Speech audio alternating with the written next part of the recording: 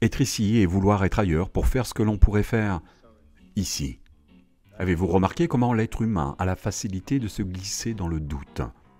Fuir ou figer sont des réflexes innés inscrits dans notre système de survie, au plus profond des méninges. Et pourtant, il y a une autre solution, le combat, que l'homme utilise le plus souvent pour défendre son ego.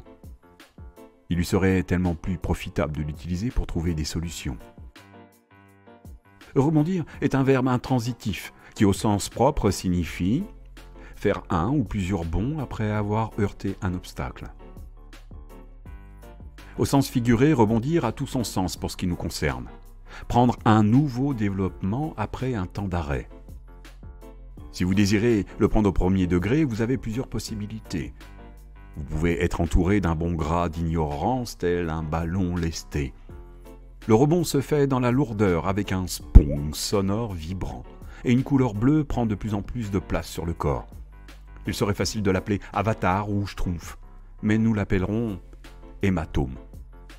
Toujours au premier degré, à l'inverse des mâts, gonflé de lourdeur et de balourdise, votre culture est gonflée à l'hélium. Ces culturistes du bulbe sont nommés éréductoliques. Ils tentent alors de l'offrir par plaisir en sachant que la seule chose que l'on donne sans la perdre et qui se multiplie est la connaissance. Et pourtant, sans amarre, elle ne fait que rebondir une ou deux fois avant d'imploser dans l'atmosphère, sans crainte pour la couche d'ozone étanche de la médiocrité. D'autres prennent la fuite dans un espace clos. Ils respectent les limites, se renvoyant la balle par-dessus le filet de leurs croyances, tournant en rond dans une pièce carrée. Ils se font appeler les pongistes.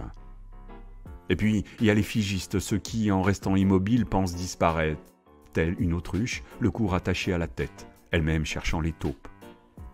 Quel que soit son nom ou sa raison, elle ne dure que le temps où le rebond se fige, comme un mouvement perpétuel qui tourne dans le sens inverse, sans prévenir. Fuir, figer ou combattre n'est pas un choix, mais un automatisme que la conscience ne maîtrise pas. Et pourtant, si à chaque rebond, la sortie est dans votre dos, même quand vous faites demi-tour, il est alors temps de passer au sens figuré du mot rebondir.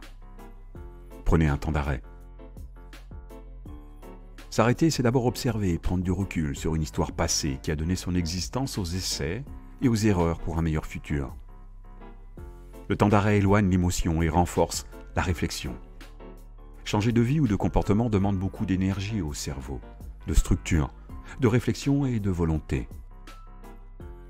Rebondir, c'est être humble, accepter que son savoir soit empli d'ignorance.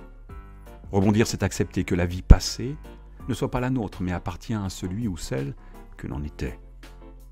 Rebondir, c'est accepter ses erreurs et en tirer des apprentissages. Rebondir, c'est accepter de recommencer à zéro, comme un apprenti, un sage. Rebondir, c'est s'autoriser à faire autrement. Rebondir, c'est déterminer ce que l'on ne veut plus pour définir ce que l'on désire et avancer. Rebondir demande de la discipline dans l'organisation. Prenez le temps et faites des liens avec vos stratégies avant de vous lancer pour ce nouveau rebond. Vos souvenirs de plaisir de la vie passée démontrent le chemin à prendre pour celle du futur. Donnez-vous le temps d'étudier, de chiffrer et de déterminer précisément à quel endroit le rebond aura lieu. Avec ce nouveau rebond, tout devient possible. Choisissez la couleur, la matière et la forme du rebond. Autorisez-vous à élargir les limites des pongistes. Nourrissez-vous des érudicolistes. Faites fi des émas, des traumas et des tracas insufflés par les figistes conservateurs qui vous obligent à vivre à moitié.